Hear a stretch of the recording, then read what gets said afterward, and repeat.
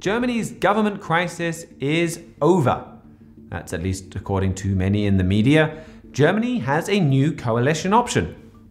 On Thursday, German Chancellor Angela Merkel will be sitting down with the leader of the Social Democratic Party, Martin Schulz. That's Germany's main left-wing party that she'll be negotiating with there. Horst Seehofer, the leader of her sister party, the Christian Social Union, will be joining them.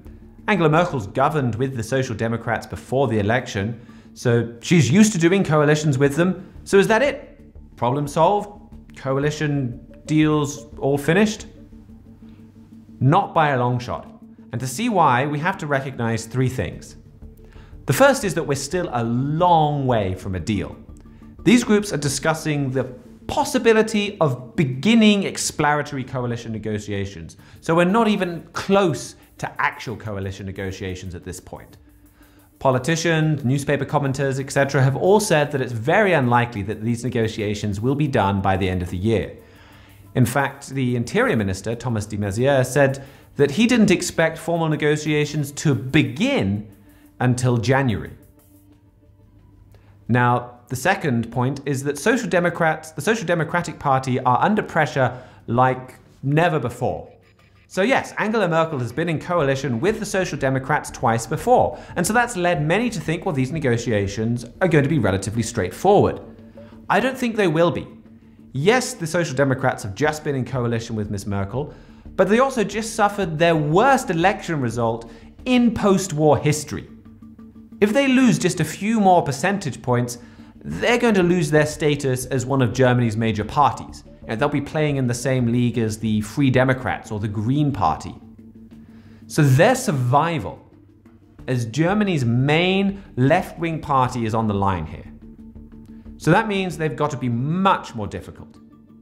They've got to avoid this perception that people have had over the last few years that you vote the SDP and then you just get Merkel. They'll have to prove that they make a real difference when in government.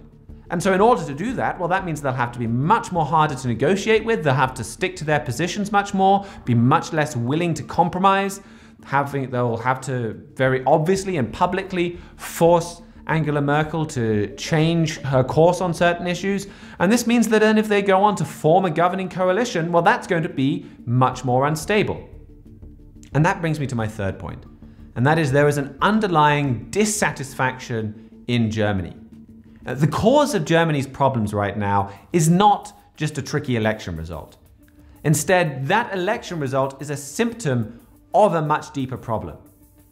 Germany's two main parties this time around received 53% of the vote. That's their smallest ever combined share of the vote in post-war history.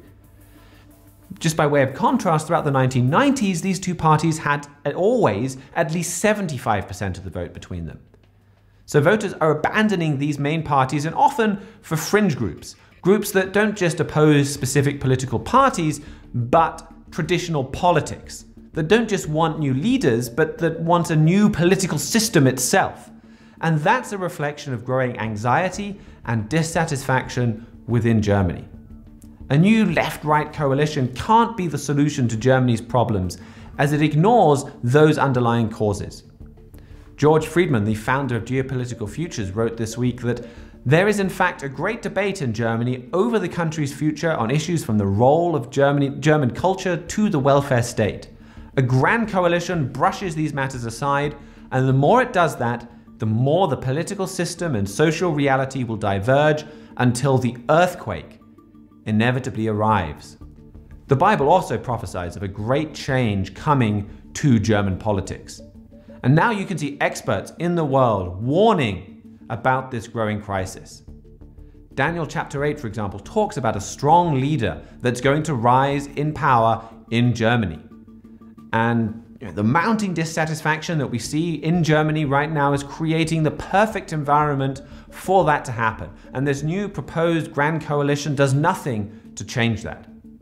For more on what the Bible prophesies for Germany and where this is leading, you can read Trumpet Editor-in-Chief Gerald Flurry's free book, A Strong German Leader is Imminent.